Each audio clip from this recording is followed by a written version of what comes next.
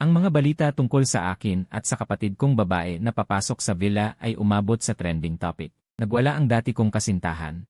Sa bawat litrato namin ng kapatid ko na nahuhukay ng mga tsismoso, hindi nagpahuli ang dati kong kasintahan at naglalabas ng sariling litrato. Nakakita na sila ng mga balita tungkol sa kasal, pero hindi pa sila nakakita ng nagpapakalat ng sariling balita. Hindi pa sila nakakita ng nagpapakalat ng sariling balita. Ang mga netizen ay nagulat, anong araw na naman ngayon?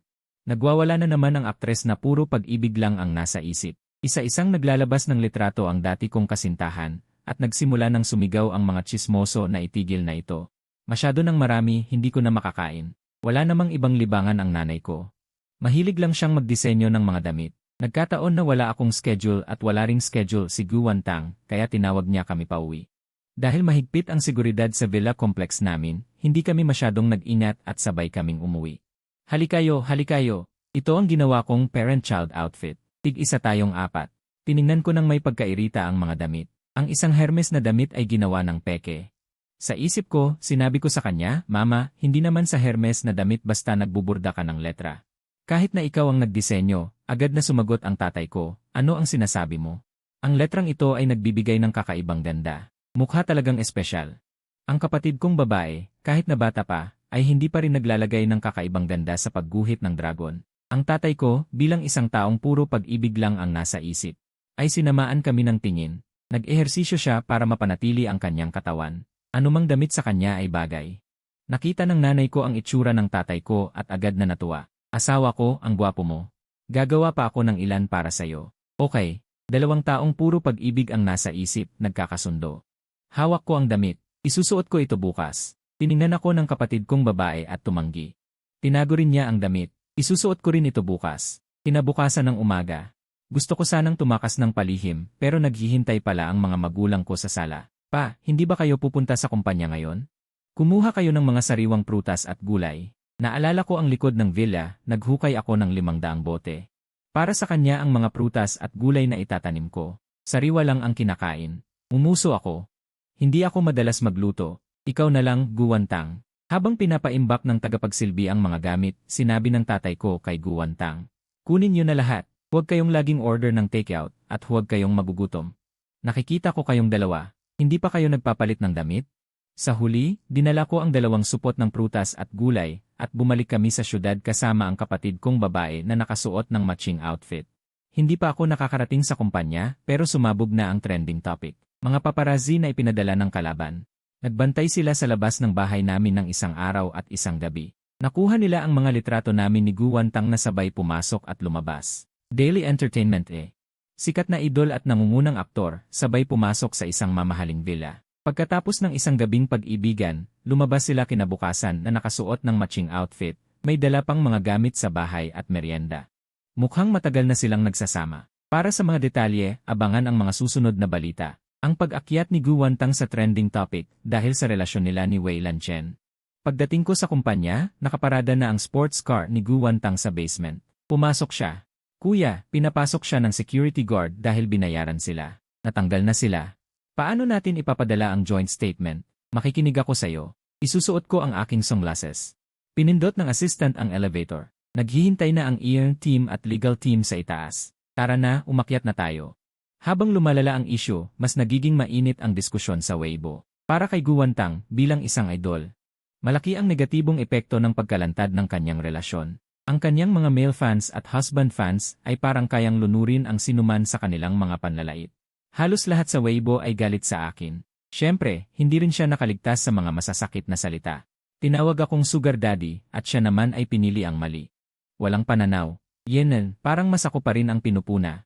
Matagal na mula nang mag-debut kami at pareho naming itinago ang aming tunay na pagkakakilanlan sa pamilya. Lalo na ako, ginamit ko ang apelyido ng aking ina para maging bahagi ng entertainment industry.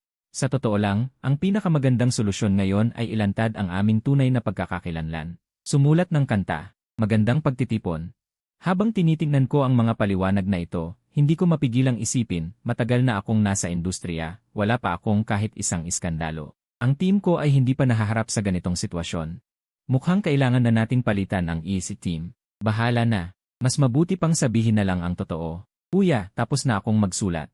Hinihintay kita. Nakapatong ang kamay ni Guan Tang sa send button pero hindi niya pinindot. Chenje, si Lin Xingyu ay trending na naman. Nagulat ang assistant ng team. Tiningnan ko ang cellphone na inabot niya. Si Lin Xingyu ay nagiging trending at napaka-flirty pa. Ayaw magpakasal pero gusto niya ng relasyon. Bata ka pa, huwag kang padala sa kanya. Ako na ang bahala dito. Si Guan Tang ang nagmamahal. Tapos na, ganap na gulo.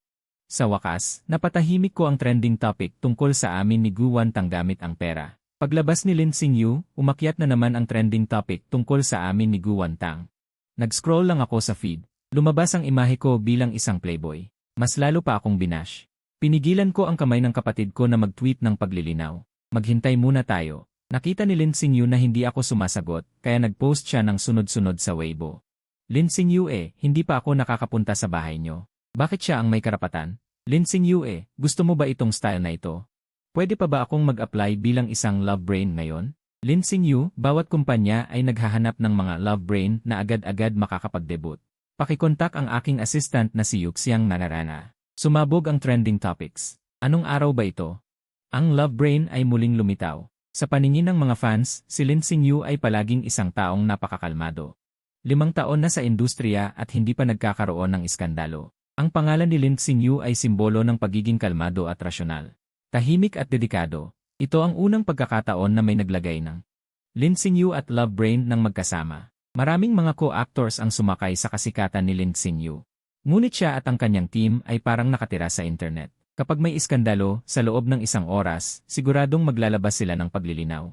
May mga fans na nagsasabi na parang patay na nabubuhay sa industriya. Hindi lumalabas kung walang iskandalo, pero kapag mayroon, agad siyang naglilinaw. Parang allergic sa lalaki. Nalilito rin ako. Noong una, nagkaroon kami ng relasyon ni Lin Xingyu. Iyon ang unang pelikula na ginawa ko mula nang pumasok ako sa industriya. Ang pamagat ay mga alaala ng panahon. Inabot ng kalahating taon ang pag-shoot. Pagkatapos ng matinding pagsubok, umamin siya sa akin. Sakto namang, tuwing nakikita ko siya, kinikilig din ako. Pagkatapos ng pelikulang iyon, nag-focus na siya sa malaking screen para sa mga pelikula. Pareho kaming abala sa aming mga karera, siya sa pelikula, ako sa mga drama sari. Madalas, magpapadala siya ng mensahe, at kalahating araw bago ako makatapos sa trabaho saka ako sasagot. Tapos, kalahating araw din bago siya sumagot ulit. Hindi kami makapag-usap ng higit sa 5 salita sa loob ng 3 araw. Unti-unting lumipas ang panahon at hindi ko na siya nakikita. Naging mailat na rin ang aming komunikasyon. Tulad ng distansya, hindi siya kailanman naging aktibo sa panliligaw sa babae. Dahan-dahan, nawala ang aking sigasig at nakipaghiwalay ako sa kanya. May panghihinayang sa pagtatapos ng relasyong ito. Ngunit hindi sapat para ako ang unang lumapit. Ang karera ni Lin Xingyu ay patuloy na umuusbong at lalo siyang sumisikat. Sa mga lalaking artista na naiugnay sa kanya, bukod kay Song Jin-an, karamihan ay napapagalitan. Ito ay dahil si Song Jin-an lamang ang nahuling. Kasama niya sa hapunan na hindi niya pinakasalan. Para mabawasan ang aking problema, mas lalo akong ayaw lumapit sa kanya. Gayunpaman, curious ako kung bakit siya nagkakaganyan. Habang pinagmamasdan ko si Lin Xingyu na nagkakaganyan. Ang mga mapagkakatiwalaang netizens ay nalaman na ang tunay na pagkatao ni Guan Tang sa pamamagitan ng pag-uusisa. Pagkatapos ng lahat, siya ay anak ng aking ama.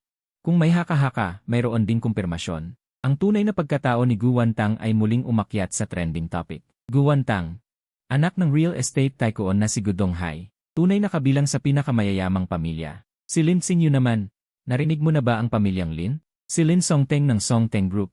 Siya ang aking ama. Kung gusto mong malaman, mas marami akong pera kaysa sa babaeng iyon. Tingnan mo ako. Sa loob ng 1 araw, 2 anak ng mayayaman ang lumabas sa entertainment industry. Akala ko sapat na ang pagkabigla sa pagkatao ni Guan Tang. Ang anak ng pinakamalaking real estate developer. Ngayon, si Lin Xingyu mismo ang umamin na siya ang anak ni Lin Songteng, ang chairman ng multinational conglomerate na Songteng Group. Bakit si Wei Lanchen? Dahil lang ba sa mukha niya? Ito ba ang kwento ng isang mahirap na lalaking hinahabol ng 2 mayayamang babae? Ang swerte talaga ni Wei Lanchen. 5 taon na si Lin Xingyu sa industriya, misteryoso ang pagkatao, at bukod sa pag-arte, hindi siya lumalabas sa anumang pampublikong okasyon. Ngayon, nag-self-expose siya. Para lang habulin ang isang tao, talagang nakakaiyak. I share niyo itong si Wei Lanchen. Kaya pati ikaw, hinahabol ng 2 babae. Ang mga tao sa plaza, mula sa pagmumura sa akin, ay naiinggit na sa akin. Kami ni Lin Xingyu ay parehong itinuturing na mga eksperto sa pag-arte. Kahit man lang hanggang ngayon, iyon ang akala ko. Bukod sa pag-arte, Parang mga multo kami sa industriya ng entertainment. Hindi kami tumatanggap ng mga endorsement o dumadalo sa mga event, kaya bukod sa mga pinakamalapit sa amin, halos walang nakakaalam na nagkaroon kami ng relasyon. Patuloy na maghanap ang mga netizen. Nakahanap pa sila ng litrato noong elementarya si Gu Wantang na sinusundo ako mula sa paaralan. Sa litrato, si Gu Wantang ay naghihintay sa akin sa labas ng paaralan. Paglabas ko, ibinato ko sa kanya ang bag ko at ang jacket ko. Si Gu Wantang, nakangiti, ay sumusunod sa akin. Ang Weibo Plaza ay binombard ng isang araw. Ang mga netizen na mahilig sa chismis ay halos mamatay na sa sobrang dami ng balita. Paano nila tinatrato ang panganay na anak ng pamilyang Gu? Ano ang nararamdaman ni Wei Lanchen? Bakit parang hindi niya gusto ang panganay na anak ng pamilyang Gu? Parang hindi niya ito pinapansin. Si Lin Xingyu ay naglabas ng litrato noong bata pa siya. Mayroon ding litrato si ate. Aba, hindi niya matatawaran ang babaeng ito na nakatira sa internet. Naglabas si Lin Xingyu ng litrato ko noong mga 7 o 8 taong gulang ako sa isang amusement park. Sa litrato, may hawak akong lobo na ibinibigay ko sa isang maliit na batang babae. Kung isipin ko mabuti, parang narinig ko noon ang isang bata na umiiyak sa tabi ko.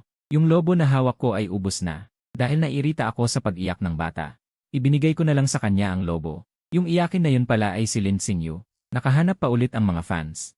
Isang group photo mula sa 18 Mie birthday party ni Gu Wantang. Nandun din ako, nakatayo sa tabi mismo ni Gu Wantang.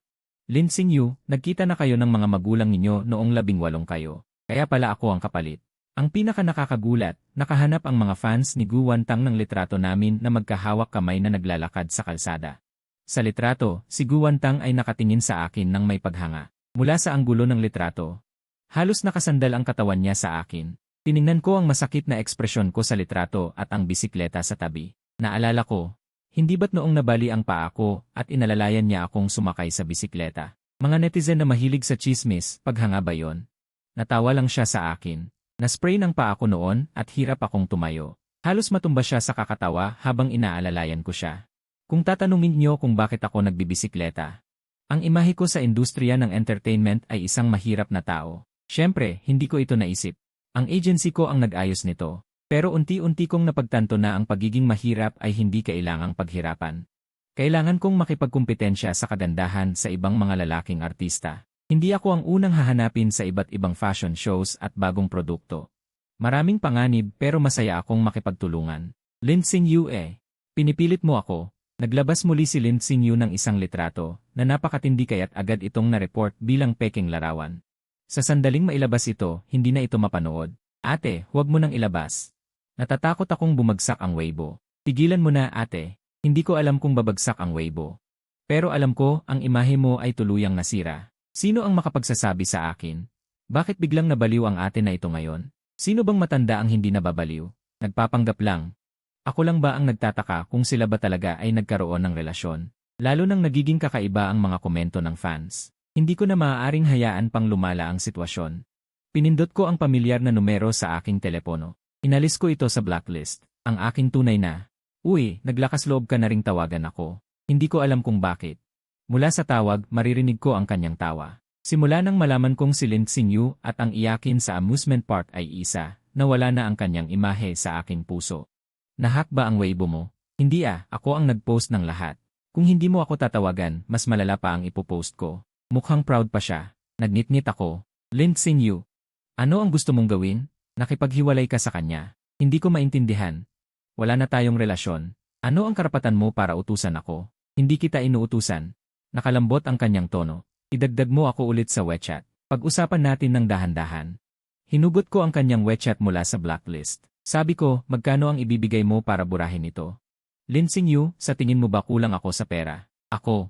Anong gusto mong gawin? Sasama ako sa variety show ni Lin Xingyu pagkatapos ng lahat ng pagpapahirap mo sa akin. Para lang mapapunta ako sa variety show. Pinagdududahan ko kung nabago ka ba. Nagpadala siya ng poster sa akin sa WeChat. Variety show na travel. 2 season na ang naipalabas. Dahil masyadong magulo ang ikalawang season. Kaya matagal na naantala ang 3 season. 5 araw ito, ang slow travel variety show. Ituring mo na lang itong pahinga. Pwede ko namang tanggapin kung pupunta ako, hindi ka na magkakagulo, Lin Xingyu. Pirmahan mo ang kontrata, buburahin ko agad ang Weibo. CJ, sige na nga, pupunta ako. Nagtagal kami ni Lin Xingyu na nag-uusap, nakatulog na pala si Gu Wantang sa tabi ko. Ginising siya ng marahan ng ahente ko. Miss Gu, gising na. Umalis na ang team. Bumukas ang mga mata niya at nagtanong sa akin, kapatid. Pwede ko bang ipadala muna ang legal notice? Ipahayag na peke ang balita. Itinulak ni Gu Wantang ang telepono niya, travel variety show. Hindi ba't ito yung variety show na hinahanap sa akin ni Lin Xingyu? Sige, tapos na tayo dyan. Pupunta ako, lahat tayo pupunta. Sabi ko kay Gu Wantang na may interes. Huwag mo munang sabihin kapatid kita sa harap ng iba. Mayroon din akong kaunting pansariling interes. Gusto kong malaman kung ano talaga ang plano ni Lin Xingyu. Sa totoo lang, gusto ko pa rin siya. Pagkatapos ng lahat, siya ang unang nakilala ko. Napakaganda niya talaga. Ang kanyang mga binti ay mahaba at payat, at ang kanyang pananamit ay napaka-elegant. Bagaman malamig siya sa mga tao, magalang pa rin siya. Kung gusto niya talaga akong balikan, sa tingin ko ay magiging masaya ako. Ano man ang maging resulta ng biyaheng ito. Sa pagtatapos nito, lilinawin ko ang pagkakakilanlan namin ni Gu Wantang. Ang pagiging artista ay pangarap niya. Hindi ako maaaring maging makasarili at isakripisyo ang kanyang kinabukasan. Habang ako ay masaya, nakakatanggap ako ng at sa Weibo. Tara na! Malapit nang magsimula ang bagong season ng biyahe. Sabay-sabay nating abangan ang mga bagong miyembro at ang mga magiging spark nila. Wei Lanchen at Lin Xingyu. Song Jinan, Gu Wantang, at Tang Ran. Bakit nandyan si Song Jinan? Noong araw, nakatrabaho ko si Lin Xingyu. Sa unang teleserye, lumabas na ang lalaking bida ay si Song Jinan pero hindi ko alam kung bakit. Pinalitan ako bigla bago magsimula ang shooting. Kaya nagalit ang mga fans ni Song Jinan sa akin. Sinabi nilang inagaw ko ang resources ng kanilang idolo. Noon, ito ang una kong proyekto, wala akong fans. Tiniis ko na lang. Pagkatapos, hindi ko na lang tiningnan ang mga komento at nag-focus sa pag-arte. Hanggang sa ipalabas ito. Naging hit ito. Sumikat kaming dalawa ni Lin Xingyu. Maganda ang acting ko. Natural din ang acting ko kaya naman panoorin. Kasabay nito, tumaas din ang popularity ko. Nang sumikat ang palabas, mas lalong nagalit ang mga fans ni Song Jinan. Sabi nila, dapat daw kay Song Jinan lahat yan. Lahat ng natanggap ko ay ninakaw ko sa kanya. Sa industriya ng entertainment, alam ng lahat na magkalaban kami ni Song Jinan at palaging nag-aaway ang mga fans namin. Pero sa totoo lang, hindi pa kami nagkikita. Talagang gumagawa lang ng ingay ang production team. Naging trending din ang pangalan ni Song Jinan. Sa buong umaga, 4 na kaming nagpalitan sa trending list. Sa mga panahong ito na sensitibo, hindi kami makauwi ni Gu Wantang. Nasa maliit kaming apartment lang. Nag-empake lang ng ilang damit. Pagdating sa hotel na inihanda ng production team, nagsimula na ang biyahe. Naglagay ang production team ng mga kamera para sa live broadcast ng pag-empake namin. Para mapanatili ang imahe ko bilang mahirap, kaunti lang ang dala ko pero praktikal. Isa-isa kong ipapakita. Ito, isang folding hanger. Kapag binuksan, pwede itong gamitin sa damit, tuwalya o sapatos. Ito naman, folding water bottle. Napaka-convenient na magpakulo ng tubig sa labas. Hindi rin kumakain ng espasyo sa maleta. Ito naman, hot pot seasoning. Mayroon ding mga pagkain gulay. Kung wala na tayong pera at hindi na makakain, hindi naman tayo mamamatay sa gutom. Akala ko ay maghahanda lang tayo ng normal na gamit tulad ng sa isang vlogger. Pagkatapos ng lahat, nag-aral ako ng mga nakaraang season nitong mga nakaraang araw. Biglang nagbigay ng task card ang production team. Sinabi ng Ye, ito ay isang guarding mission. Sa unang araw, kailangan nating kumpletuhin ang guarding mission. Kung magtatagumpay tayo, madaragdagan ang ating travel budget. Nag-ayos ang production team ng pagbunot ng sobre. May 4 na sobre sa harap ko. Tahimik akong nagdasal sa aking isipan. Sana hindi ko makuha si Lin Xingyu at sana hindi rin si Song Jinan. Hindi ko rin masyadong kilala si Peng Ran. Nakakahiya. Sige na, sana si Gu Wantang na lang ang makuha ko. Bago ko buksan, nagtanong ako para sigurado. Paano kung makuha ko ang pangalan ng paulit-ulit? Kung sino man ang makuha ko, siya ang babantayan ko. Kung lahat sila ay pare-pareho ang makuha. Lahat sila ay magbabantay ng isang tao. Binuksan ko ang sobre sa aking kamay. Kalahati pa lang ng card ang lumalabas. Agad ko itong ibinalik. Paalala ng Ye, kailangan itong ipakita sa kamera. Hindi ako sumuko at sinabi ko, pwede ko bang makita ang 3 pa? Pwede. Isa-isa kong binuksan ang mga ito. Gu Wantang, Song Jinan. Peng Ran, talaga bang gwapo ako? Binuksan ko ang card na hawak ko. Lin Xingyu. Habang nakatingin lang ako, mas mabilis na nag-scroll ang mga komento. Ang ganda. Gusto naming panoorin. Masaya ang mga tao. Talaga bang ganito ka-engaging? Nagsimula na akong mag-abang sa biyaheng ito. Kasama rin ba ako sa mga plano nila? Sige na, tara na. Pumunta na lang ako doon nang hindi nagpapaalam. Para hindi malaman ng mga manonood, pribadong binubunot ang mga task. Ang task ko ay painumin siya ng 3 baso ng tubig sa isang araw. Lagot. Dati pa, kapag nag-arte si Lin Xingyu, ayaw talaga niyang uminom ng tubig. Kaya niyang hindi uminom ng kahit isang patak ng tubig sa buong araw. Kinabukasan, nagkita-kita kaming 5 sa airport. Sabay-sabay kaming lumipad papunta sa ibang bansa. Sa lounge, unang beses kaming nagkita-kita kaming 5. Nang dumating ako, nakaupo na sa lounge sina Gu Wantang at Lin Xingyu pero magkalayo ang kanilang mga upuan. Nang makita akong pumasok, nilapitan ako ni Gu Wantang para kunin ang maleta ko. Magandang araw, Kuya Cheng. Magalang din akong tumango. Magandang araw, sabi ni Lin Xingyu, medyo natatawa. Matagal na tayong hindi nagkita. Matagal na tayong hindi nagkita. Mula sa kamay ni Gu Wantang, kinuha ni Lin Xingyu ang maleta ko. Inilagay niya ito sa tabi ng sarili niyang maleta. Tila may gustong ipakita, kaya kinuha niya rin ang 2 maleta ni Gu Wantang. At inilipat sa kabilang banda. Pumasok si Peng Ran na nagtutulak ng maleta. Isang babaeng nakasuot ng puting polo. Hindi siya kasing kalmado ni Lin Xingyu o kasing sigla ni Gu Wantang. Mukha siyang isang batang babae mula sa kilalang pamilya. Pagpasok pa lang, kumuha na siya ng calling card sa bulsa niya. Magandang araw, Kuya Cheng. Magandang araw, Miss Gu. Magandang araw, Yujay. Ako si Peng Ran, isang artista. Singer din ako. Kakagraduate ko lang ngayong taon. Kabatch ko si Cheng Jie. Isa akong entertainer. Kung may kailangan kayo, kahit anong mabigat na trabaho, tawagin niyo lang ako. Simula kahapon, dahil sa trending topic, nagkaroon na ng bagong palayaw si Gu Wantang, Miss Gu. Pinanood ni Peng Ran ang paglalagay namin ng mga maleta. Itinulak din niya ang sa kanya papasok. Pagkatapos ilagay ang mga gamit. Umupo siya sa tabi ko. Cheng Jie, sobrang gusto kita. Pwede ba tayong magpa-picture? Dahil sa'yo ako nag-apply sa acting school. Gusto kong maging batchmate mo. Akala ko kasi. Habang nagsasalita, tumingin ulit siya kay Lin Xingyu. Nagpatuloy siya, kayo ni Yujay ang inspirasyon ko. Noong araw na yon, ang pelikula ninyong Past Times ay talagang tumatak sa akin. May dala pa akong stills mula noon. Pwede bang magpa-autograph kayong dalawa? Halata namang isa siyang entertainer dahil kinukuha niya ang atensyon ko. Mukhang enjoy siya. Tiningnan ko ang picture. Ito ay isang group photo sa backstage. Dahil sa sobrang tamis ng ngiti, inilabas ito ng direktor. Sa litrato, kaming dalawa ay magkadikit ang ulo. Nagsama ang mga ulo natin para magpicture. Noong nagsushooting tayo, mula tag-init hanggang taglamig. Isa pa lang akong hindi kilalang aktor noon. Bago ko ginawa ang pelikulang ito, ilang commercial lang ang nagawa ko, at wala akong gaanong karanasan sa pag-arte. Pero si Lin Xingyu ay isang napakahusay ng aktor noon at may boses sa set. Kami ang bida, lalaki at babae.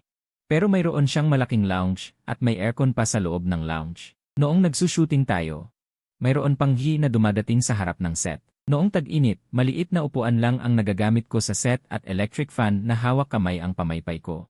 Noong taglamig, hot packs lang ang gamit ko para magpainit. Ang pag-arte noon ay pangarap ko, at sinabi ko na hindi ako hihingi ng tulong sa pamilya ko.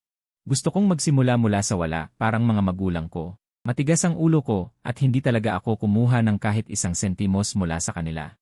Kaya noong ginawa ko ang unang pelikula, wala talaga akong pera, isang pulubi. Ito rin ang pinakamahirap na panahon sa buhay ko. Sa kabutihang palad, noong panahong iyon, nandyan si Lin Xingyu. Nang magkakilala kami, hindi na siya kasing suplado tulad noong una. Nag-aalaga na rin siya sa akin, pinapunta niya ako sa lounge niya para magpa-aircon, at pinapatulog niya ako sa niya para magpahinga. Noong nagsushooting ako ng eksenang naliligo sa tubig, naghihintay siya sa akin sa tabi ng ilog na may tuwalya at jacket. Noong aksidente akong nasugatan, pinahinto niya ang shooting at pinadala ako ng driver niya sa ospital na ilang kilometro ang layo. Hindi ko inaasahan na makakatrabaho kita ulit. Maraming salamat. Nakita ko si Song Jin An na nagbubukas ng pinto. Nakasuot siya ng mint green na suit at itim na sunglasses. Mukha siyang elegante at profesional. Malakas din ang kanyang presensya. Naku, pero pagkapanganak niya, nasira ang presensyang iyon. May bahid ng pagkalito sa mukha niya. Ang 4 na maleta na dala niya ay hindi maayos na nakalagay sa pagmamaneho. Malinaw na hindi na niya ito makontrol. Sinalubong siya ni Gu Wantang at Peng Ran. Wala siyang dala. Lumapit siya sa akin ng dahan-dahan, tinanggal ang sunglasses, at inilahad ang kamay. Kumusta? Ako si Song Jin An. Matagal ko nang naririnig ang pangalan mo. Gusto ko sanang makilala ka. Kumusta? Ako si Wei Lan Chen. Kilala kita. Sabi ko. Tumingin siya sa direksyon ni Lin Xingyu. Akala ko ang pagkikita namin ni Song Jin An ay magiging puno ng pagkabagot at kahihiyan. Sa totoo lang, bago pa man kahapon, siya lang ang tanging pangalan na kasabay ni Lin Xingyu na lumabas sa trending topics nang hindi napaparatangang may relasyon. Pero nagulat ako sa kanyang paglapit. Gayunpaman, habang tinitingnan ko ang mahigit 10 kamera sa harap ko, naiintindihan ko naman, hawak ng direktor ang mission card at naghihintay sa airport. Kumpleto na tayong lahat, sasabihin ko ang mga patakaran. Ang biyaheng ito ay self-service travel at may isang tour guide bawat araw. Magpapalitan tayo ng alas 12 ng gabi. Ang tour guide para sa unang araw, sasabihin ko na agad. Darating tayo doon bandang alas 11 ng gabi. Mayroon tayong inihandang pagkain sa eroplano. Ang hotel ngayong gabi ay nabook na namin. Kasama na ang breakfast buffet bukas ng umaga. Ang programa ay gagawin sa live streaming format. Ibig sabihin habang naglalakbay. Para maibahagi sa mga manonood, maaari kaming mag-live stream anumang oras. Nagpakilala lang kaming 5 sa lounge. Hindi pa tayo masyadong magkakakilala. Lahat ay magalang. Mauna na kayo. Mauna na kayo, mauna na kayo. Si Guwantang ay sumingit. Ako na lang siguro. Kumuha siya ng isa at binuksan ang sobre. Hindi na kailangang mag-unahan. Ako ang tour guide para sa unang destinasyon. Kinuha ni Guwantang ang mission card. Binasa niya ito. Ang unang hotel at hapunan ay ibinigay na ng production team. Ang paunang puhunan ay 500 yuan. Kailangang makumpleto ng travel group ang mga misyon habang naglalakbay upang makakuha ng karagdagang pondo. Kung mabigo ang misyon, mananatili ang paunang puhunan. Isang misyon bawat araw.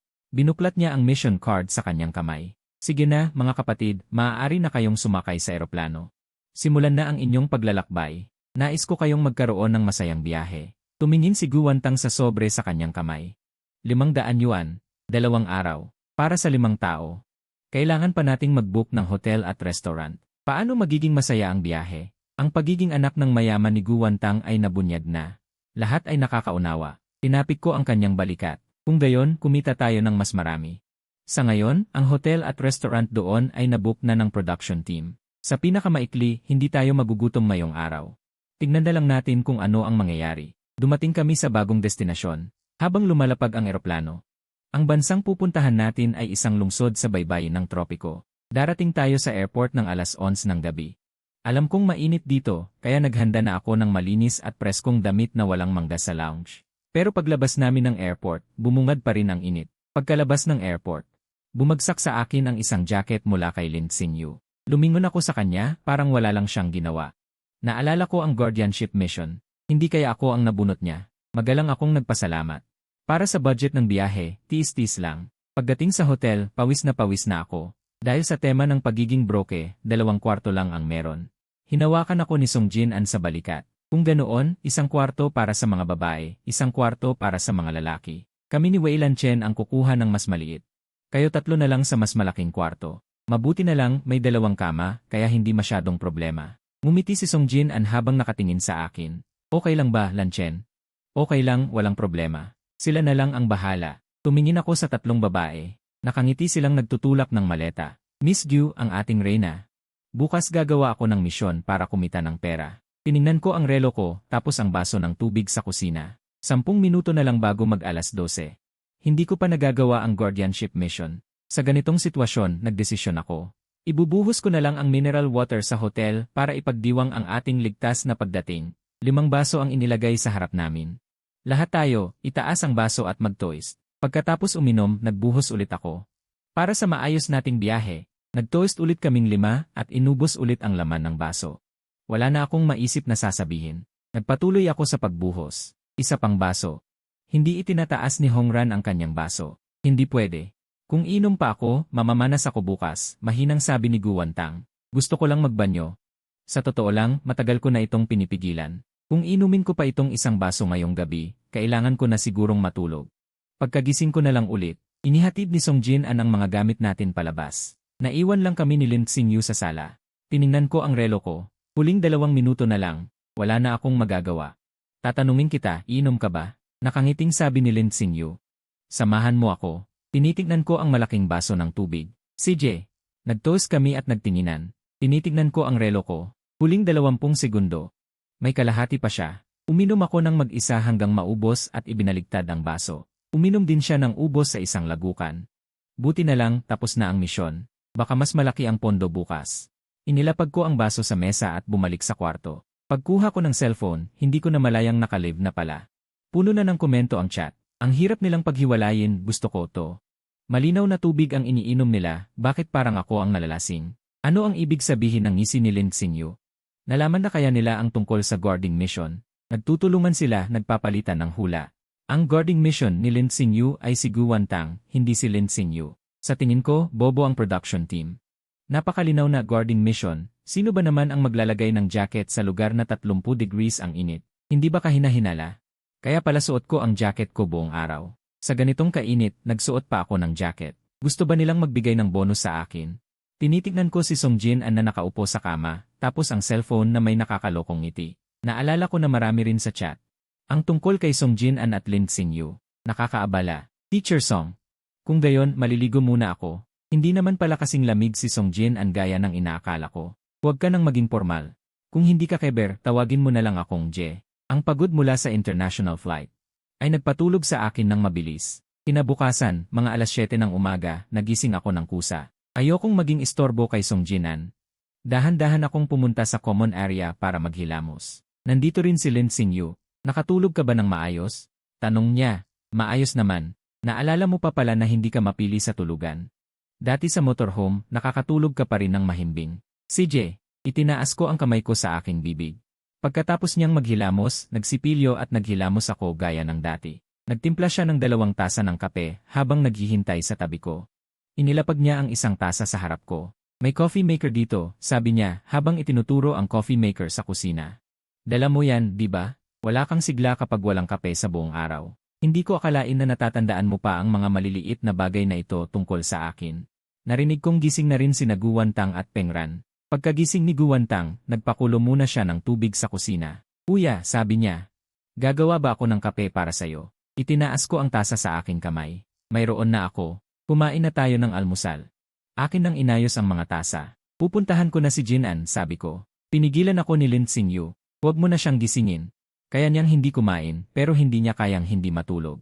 Mayroon siyang morning grumpiness. Kapag ginising mo siya, hindi siya magiging masaya sa buong araw. Pinisil ko ang tasa ng kape sa aking kamay. Akala ko pa naman natatandaan mo ang mga gawi ko. Lumalabas na isa kang central air conditioner pala. Alam mo ang gawin ng lahat, tama? Pumunta kaming 4 sa self-service restaurant sa ibaba. Pagdating namin, naghihintay na ang production team. Inanunsyo na tapos na lahat ng gawain kahapon. May bonus na 1,000 yuan bawat isa, kabuang 5,000 yuan. Inanunsyo ng production team ang task card kahapon. Nagbigay si Peng Ran ng taos-pusong papuri kay Guan Tang. Nakikinig si Guan Tang at Peng Ran sa isang kanta. Nagbigay ng pagkain si Songjin An kay Guan Tang at pinakain ito. Nag-promote si Lin Xingyu ng travelogue kay Guan Tang. Pinainom ni Wei Lan Chen si Lin Xingyu ng 3 baso ng tubig. Tapos na lahat. Dagdag pa sa 500 yuan na paunang puhunan kahapon at ngayon, kabuang 6,000 yuan na. Hahatiin natin ang 300 yuan bawat isa para sa sariling gamit. Ang natitirang pera ay para sa ating magkakasamang gastusin. Ako na muna ang magbubuk ng mga hotel para sa araw na ito. Sisiguraduhin kong tig-1 kwarto para sa bawat isa, okay? Habang kumakain ng almusal, nagbubuk ng hotel si Guan Tang gamit ang cellphone. Sa unang araw pa lang, ang lahat ay nakatuon sa pagre-relax. Nagbook si Guan Tang ng hotel. Bumili siya ng ilang tiket papunta sa Dalampasigan at nagbook ng hapunan sa isang music restaurant. Sapat lang ang pera para sa araw na ito. Naramdaman ang tunay na kagandahan ng paglalakbay. Pagbalik sa hotel sa gabi, naging isang suite ito na may 5 kwarto. Ang maliit na kwarto para sa 2 ay biglang naging kwarto na may malaking kama para sa isang tao. Mas naging komportable ang pakiramdam. Papunta na sana ako sa banyo. May kumatok sa pinto ng kwarto. Lumitaw si Lin Xingyu sa pintuan ng kwarto ko, nakasuot ng bathrobe at nagpupunas ng buhok. Anong klaseng nakakaakit na pagpapakita ito? May dala ka bang hairdryer? Pwede ko bang hiramin? Naalala ko kaninang umaga. Alam niya ang maliliit na ugali ni Songjin An, pati na ang pagiging irritable niya pagkagising, isang napakapribadong bagay. Pwede bang huwag kang maging pabaya? Nagsusulat ako ng kanta, huwag mo muna akong i-message kung hindi mahalaga. Kung may kailangan ka, pumasok ka lang sa kwarto ko. Si Guan Tang ay laging mabait at sumusunod sa akin. Maliban na lang kapag nagsusulat siya ng kanta, ayaw niyang nagagambala. Ang dahilan kung bakit niya tinanggap ang variety show na ito ay para na rin makapag-relax.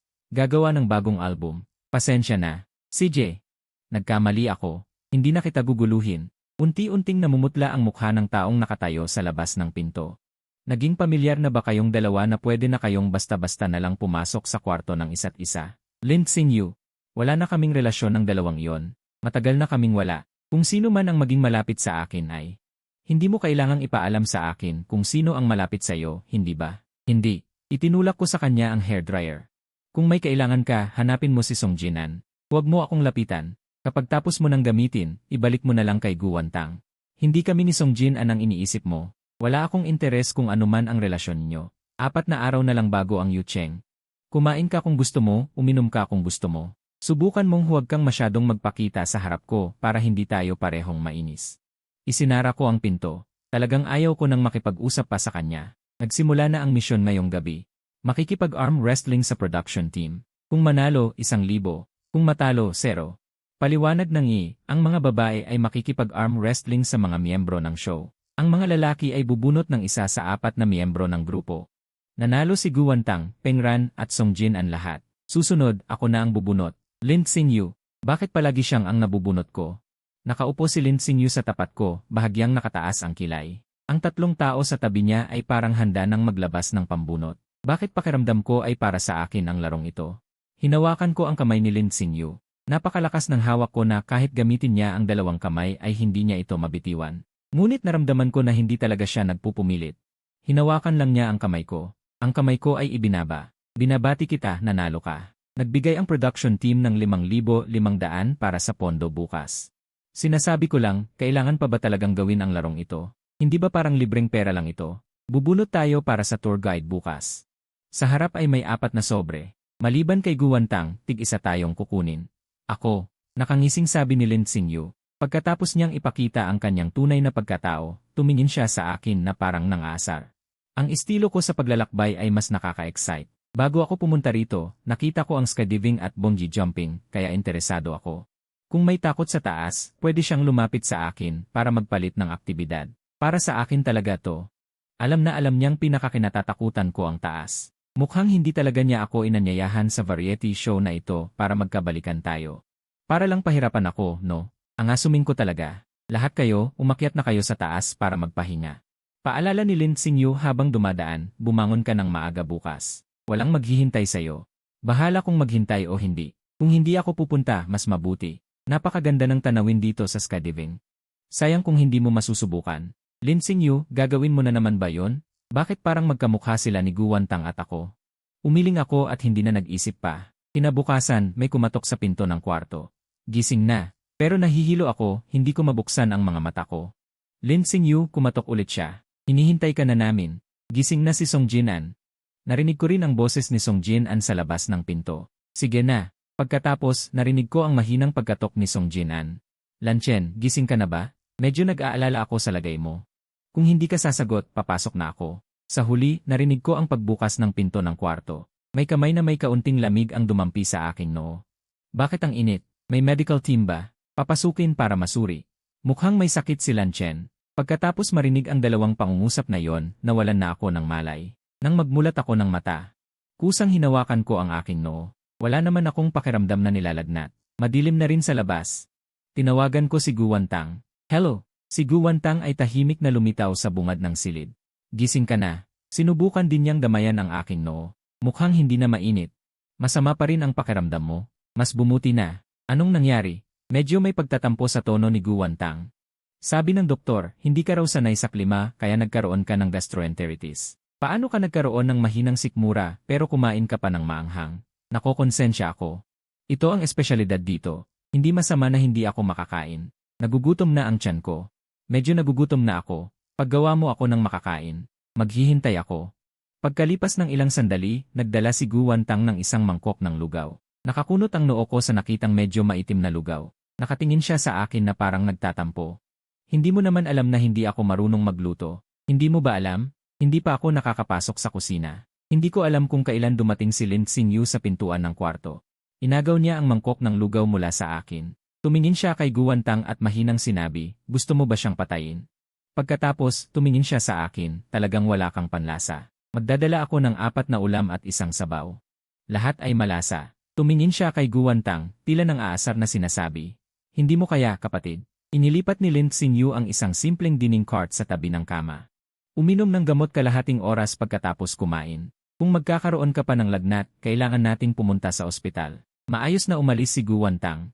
Kukunin ko ang gamot. Sumunod na tumayo si Lin Xingyu. Magpapainom ako ng tubig. Hindi ko napigilan ang sarili kong magtanong, Lin Xingyu, ano ba talaga ang ibig mong sabihin? Masaya ba ang pagpapalitan ng init at lamig? Hindi ko. Nag-aalangan siyang magsalita. Dapat sana ay magpa-skydiving ako ngayon. Tapos, Gusto kong isigaw ang pangalan mo habang nasa pinakamataas na altitude. At umamin na ako, kasalanan ko noon. Gusto kong sabihin sa iyo ang nararamdaman ko sa pinakamataas na lugar. Hayaan mong malaman ng buong mundo, hindi kita makalimutan. Binabasa ko ang Weibo mo araw-araw. Araw-araw, tinitingnan ko ang iyong mga post sa pamamagitan ng mga kaibigan sa industriya para malaman ang iyong mga kilos. Kapag nagkasakit ka, ako ang unang magdadala sa iyo. Kapag nagsimula kang mag-shooting, ako ang unang magpapasalamat sa direktor. Kapag natapos ang iyong shooting, palagi akong nasa tabi mo. Kapag nagkakasakit ka, mas nahihirapan ako kaysa sayo. Kapag masaya ka, mas masaya ako kaysa sayo. Inaamin ko ngayon na hindi kita makalimutan, Wei Lan Chen. Kapag nakikita kitang masaya, masaya rin ako. Ayokong guluhin ang buhay mo ngayon, pero nang makita kitang makasama ang ibang babae, hindi ko talaga mapaniwala ang sarili ko na susuko na lang. Mali ang nagawa ko noon. Masyado akong padalos-dalos noon, masyado akong mayabang, hindi ko alam kung paano yumuko. Paumanhin, tila naglakas loob siyang sabihin ang lahat ng sabay-sabay. Nang banggitin ni Lin Xingyu ang mga nangyari noon, naalala ko rin ang paghihiwalay namin. Busy kaming pareho noon sa aming mga karera. Kakaunti lang ang oras para magkita at mag-usap na naging sanhi ng paghihiwalay. Ito ay dahil sa biglaang paglitaw ng mga netizen sa Weibo na umaatake sa akin. Maraming CU fans kami ni Lin Xingyu dahil sa pelikulang Past Times. Ngunit may ilang fans ni Lin Xingyu na galit sa akin dahil sa tingin nila ay dahil sa akin kaya siya kumuha ng pelikula.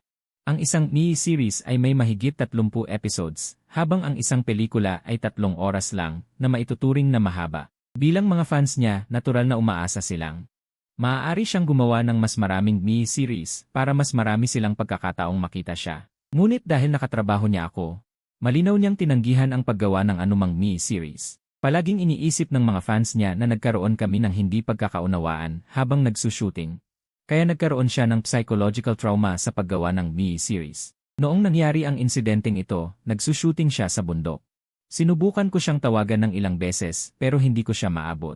Makalipas ang 3 araw, lumabas siya ng bundok at tinawagan ako. Lumipas na ang mahabang panahon mula nang sumabog ang issue.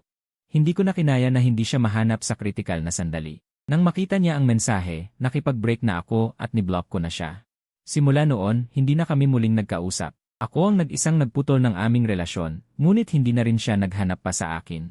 Bagaman pagkalabas niya ng bundok, nagpadala siya ng iba't ibang mensahe na naglilinaw na ang pagkuha niya ng pelikula ay personal niyang desisyon at walang kinalaman sa akin. Ngunit may ilang matitigas ang ulo na fans ang hindi naniwala. Wala na ring magawa si Lin Xingyu. Kasalanan ko noon kaya ngayon, anumang mangyari, agad akong maglilinaw at magpapaliwanag. Hindi ko bibigyan ng pagkakataon ang sinuman na lumapit sa akin. Naghihintay ako ng tamang pagkakataon para kausapin ka. Hanggang sa lumabas ang balita tungkol sa inyo ng batang iyon, naramdaman kong hindi na ako pwedeng maghintay pa. Gusto kong makipagkumpetensya kami ng patas. Kung kaya niya, kaya ko rin. At kaya ko pa itong gawin ng mas mahusay. Gusto mo bang bigyan mo ako ng pagkakataon? Totoo ang mga mata niya. Hindi ko napigilan na itanong ang pinakatinitibok ng puso ko. Si Song Jinan, ang kapatid kong lalaki na may parehong ina at ama, siya ay yumuko. Paumanhin, hindi ako agad nagpaliwanag. Gusto ko lang sanang inisin ka para makita kung magsiselos ka ulit para sa akin. Pero parang nagkamali ako. Ang kuya ko ay humahanga sa iyo at wala naman siyang masamang intensyon. Nabanggit ko sa kanya ang nasa isip ko. Nandito siya para tulungan ako. Isa pa rin siyang artista sa kumpanya ng kuya ko. Natatakot ako na baka maging awkward ang sitwasyon kaya hindi ako makapagsalita kaya tinawag ko siya para gumaan ang pakiramdam. Si Guwantang ay dahil gusto ko siyang makita. Ano ba talaga ang nararamdaman niya para sa iyo? Kaya ko bang higitan siya? Kaya tinawag ko rin sila. Ang programa ay ako rin ang nagplano. Hindi ito isang travel show. Ginawa ko ito para makasama ulit kita. Hindi pa ako nakakapagtanong muli na ibigay na niya ang lahat ng detalye. Halos ibigay na niya ang numero ng kanyang Sa huli, ibinaba niya ang chopsticks at maingat na nagtanong.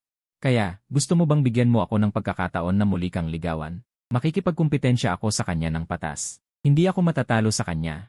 Tinulak niya ang mga pagkain at sabaw sa harap niya. Matagal akong nag-aral ako ng mga sikat na putahe mula sa iba't ibang lutuin, isa-isa. Siguro mas masarap ito kaysa sa lugaw na ginawa niya. Dahil sa pagiging tapat niya, ayoko na rin itong itago pa. Kinuha ko ang chopsticks at tinikman ang bawat putahe. Kalmado akong nagsalita, si Guwantang ay kapatid ko. Nanlaki ang mga mata ni Lin Xingyu.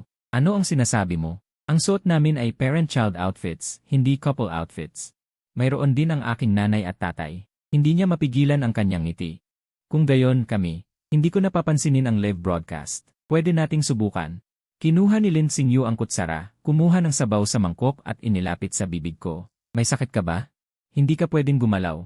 Asikasuhin kita. Pumatok si Guwantang sa pinto. Kuya, huwag kalimutang uminom ng gamot. Iwinagayway niya ang cellphone sa kanyang kamay. May mapaglarong ngiti sa mukha ko. Agad kong kinuha ang cellphone ko. Habang pinapakain ako ng sabaw ni Lin Xingyu. Nag-live broadcast ako. Puno ng kulay rosas na mga komento ang chat. Anong nangyari? Bakit umabot sa ganito? May namamagitan ba sa inyo? Sa huli, dala-dala ang 2 supot ng prutas at gulay, bumalik kami sa syudad kasama ang kapatid kong babae na naka-parent-child outfit. Kahit anong pagkain ay magpapabalanse lang ng nutrisyon ko. Namula ang mukha ko at uminit. Sinadya mo to, muli niyang kumuha ng isang kutsarang sabaw at inilapit sa bibig ko. Para hindi ka makalusot, tumingin siya sa kamera sa kwarto at seryosong sinabi, si Song Jin-an ay kapatid ko na may dugong koneksyon. Sa past times, ang bida sa pelikulang iyon ay si Song Jin-an. Ngunit pareho kaming tumanggi ng malaman namin. Dahil magkapatid kami, hindi kami pwedeng umarte sa mga eksenang pangromansa. Si Wei Lanchen ay naging bahagi rin noon. Nang mga pangyayari sa past times, ang desisyon na siya ang gumanap ay napagkasunduan namin ng direktor. Hindi niya alam ang mga pangyayari noon. Walang sinuman ang pumalit sa iba. Ang pagpili kong mag-artista sa pelikula ay personal kong desisyon dahil natatakot akong muling makatrabaho ang kapatid ko sa isang romantic scene. At naniniwala rin ako na mas bagay sa akin ang pelikula. Walang kinalaman ito sa set ng Wei Lanchen at Past Times. Sa ngayon, si Wei Lanchen ang kasintahan ko. Kung may makita akong anumang pag-atake o paninirang puri sa kanya, ipapakiusap ko sa legal department ng Songteng Group na kumilos. Pakiusap na pag-isipan niyo ang inyong mga sasabihin. Salamat. Seryoso niyang sinabi, pwede nang patayin ang live broadcast. Pagkatapos, naging itim ang screen ng cellphone. Masaya ka na ba ngayon? Ikaw ang palaging magiging unang pagpipilian ko. Hindi na kita hahayaang harapin ito ng mag-isa. Nagpadala ako ng mensahe sa assistant ko para i-post sa Weibo ko at sa Weibo ng studio ko. Ang relasyon namin ni Song Jin-an, magaling. Hindi lang ito ang nag-trending, kundi tuluyan ng bumagsak. Sa halip na mag-trending, tuluyan na itong nag-crash. Hindi na mabuksan. Pero hindi ko na iniisip yon. Ano man ang mangyari ngayon, may kasama na akong haharap dito. Kumatok si Song Jin-an. Sa tingin ko, tapos na ang misyon ko. Mukhang hindi na kailangan ng kapatid kong yon. Mag-enjoy kayo. Uwi na ako. Lumapit si Song Jin-an sa kama. Bumulong siya sa aking tainga, sabik na makita kang umuwi at nag-aanyaya sa iyong kumain sa bahay. Bayaw, tinutulak ni Pengran ang maleta sa likuran. Kuya Cheng. Ate Xingyu, uwi na ako para mag-shooting. Ako na ang bahala sa mga gamit ni Teacher Song. Huwag kang mag-alala, Ate Xingyu. Inayos na rin ni Guwantang ang kanyang maleta. Engan. Malapit na ring matapos ang album ko. Pinapauwi ako ng kumpanya para sa isang pulong tungkol sa bagong album. Hindi na ako magiging istorbo sa inyo. Habang paalis, tinapik niya ang balikat ni Lin Xingyu. Hipag. Paalam. Inalagaan ka ng kuya ko. Pati ang production team ay pumasok na sa kwarto para ayusin ang mga kadamitan. Pagkatapos tanggalin ang mga kamera at mikropono, pumasok ang clapboard teacher sa kwarto para mag-clap. Tapos na ang shooting. Naghagis ako ng unan at marahang tinampal sa kanyang ulo. Umalis ka. Hinila ni Lin Xingyu ang braso ko. Hindi na ako alis. Palagi akong mananatili sa tabi mo.